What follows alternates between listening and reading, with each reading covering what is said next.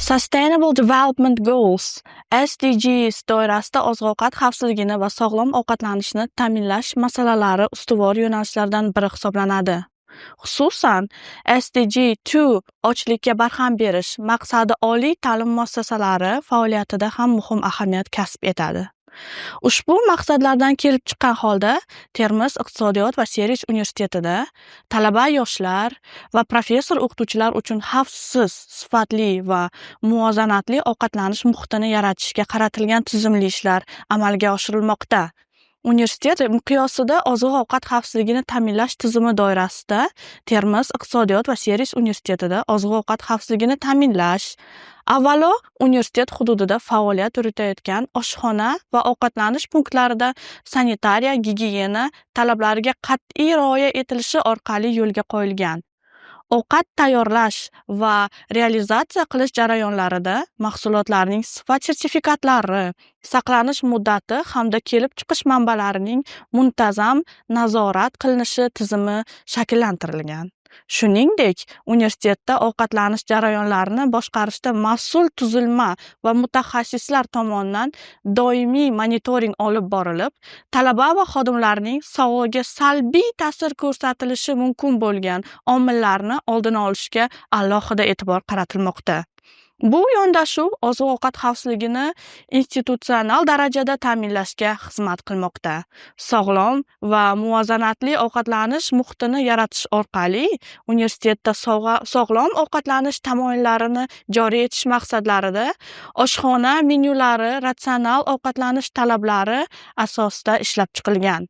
Taomlarning ozuqaviy qiymati, kaloriya muvozanati va tarkibidagi yog', tuz hamda shakar miqdoriga alohida e'tibor qaratilib, sog'lom ovqatlanishni qo'llab-quvvatlovchi variantlar taklif etilmoqda.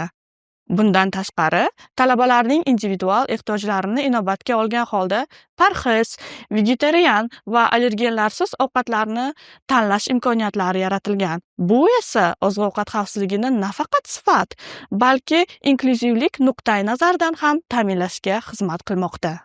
Ma'rifiy va targ'ibot faoliyati miqyosida Termiz iqtisodiyot va servis universitetida oziq-ovqat xavfsizligi va sog'lom ovqatlanish masalalari bo'yicha ma'rifiy tadbirlar, seminarlar va treninglar muntazam ravishda tashkil etilmoqda.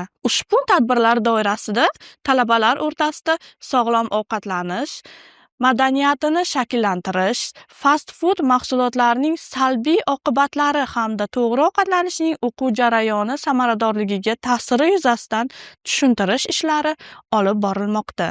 Mazkur faoliyat universitetning ta'limiy va tarbiyali vazifalarini SDGlar bilan uyg'unlashtirishga xizmat qilmoqda. Universitetda oziq-ovqat xavfsizligini va ovqatlanish bilan bog'liq masalalar ilmiy tadqiqot faoliyati orqali ham qo'llab-quvvatlanmoqda. Iqtisodiyot, servis va menejment yo'nalishlari doirasida oziq-ovqat xizmatlarini sifati, ovqatlanish tizimini boshqarish va iste'molchi xavfsizligini ta'minlashga qaratilgan amaliy tadqiqotlar olib borilmoqda. Talabalarning ushbu jarayonga jalb etilishi ularning kasbiy kompetensiyalarini oshirish bilan birga barqaror rivojlanish g'oyalarini amaliyotga tatbiq etish imkon bermoqda. Xulosa qilib aytganda, Termiz iqtisodiyot va servis universitetida oziq-ovqat xavfsizligi va sog'lom ovqatlanishni ta'minlash bo'yicha amalga oshirilayotgan chora-tadbirlar barqaror rivojlanish maqsadlariga mos holda izchil rivojlanmoqda. Universitetda yaratilgan xavfsiz va sog'lom ovqatlanish muhiti talaba yoshlar va xodimlarning salomatligini mustahkamlash, ta'lim jarayoni samaradorligini oshirish hamda jamiyatda sog'lom turmush tarzini targ'ib etishga xizmat qilmoqda.